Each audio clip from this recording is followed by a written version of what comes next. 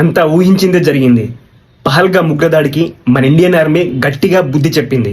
ఈ బుధవారం తెల్లవారుజామున పాకిస్తాన్ ఆక్యుపైడ్ కాశ్మీర్లోని మొత్తం 9 ప్రాంతాల్లోని ఉగ్రవాద స్థావరాలు ఉన్న ప్రదేశాల్లో మన ఇండియన్ ఆర్మీ వైమానిక దాడులు చేసింది. మొత్తం ఈ ఉగ్రవాద స్థావరాలను మొత్తం నాశనం చేసింది.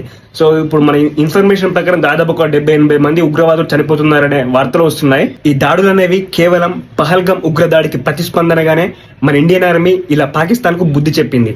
ఇది ఇండియా పాకిస్తాన్ మధ్య యుద్ధం అనేది ఇంకా స్టార్ట్ కాలేదు, కానీ మనం యుద్ధం అంచుల వరకు వచ్చేసాం.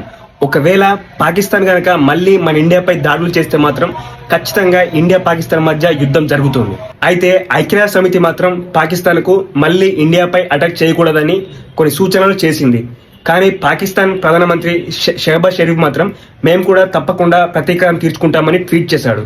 దీన్ని బట్టి పాకిస్తాన్ కూడా మళ్ళీ ఎప్పుడైనా మన ఇండియాపై అటాక్ చేసే అవకాశాలు కూడా ఉన్నాయి.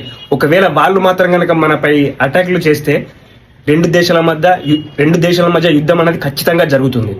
అయితే ఈ ఆపరేషన్ సింధూర్ పేరిట మన ఇండియన్ ఆర్మీ కేవలం ఉగ్రవాదులున్న స్థావరాలపై మాత్రమే అటాక్ చేసింది.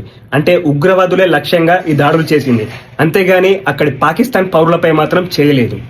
ఒకవేళ ఇండియా పాకిస్తాన్ మధ్య యుద్ధం జరిగే పరిస్థితులు వస్తే మాత్రం పౌరులపై కూడా దాడులు జరిగే అవకాశాలు ఉంటాయి. సో ఇప్పటికే ఐక్యరాజ్య సమితి కూడా హెచ్చరించింది పాకిస్తాన్ కు రెస్పాండ్ కావద్దని. కానీ పాకిస్తాన్ మాత్రం మేము కూడా రెస్పాండ్ అవుతామని చెప్తుంది. సో మరి అది పరిస్థితులు అనేది భవిష్యత్తులో ఎలా ఉంటుందో తెలియదు. ఇండియా పాకిస్తాన్ మధ్య యుద్ధం జరగకూడదనే మనం కోరుకుందాం. సో ఇప్పటికే పహల్గం దాడి వల్ల మనం గట్టి ఒక హెచ్చరికనైతే ఇచ్చేసాం పాకిస్తాన్కి.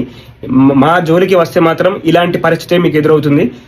ఇంకా మమ్మల్ని గెలిగితే మాత్రం ఇక మీకు రక్తపాతమే అన్నట్లు మన ఇండియన్ ఆర్మీ ఇప్పుడు గట్టిగా ధీటుగా సమాధానం ఇచ్చింది పాకిస్తాన్కి.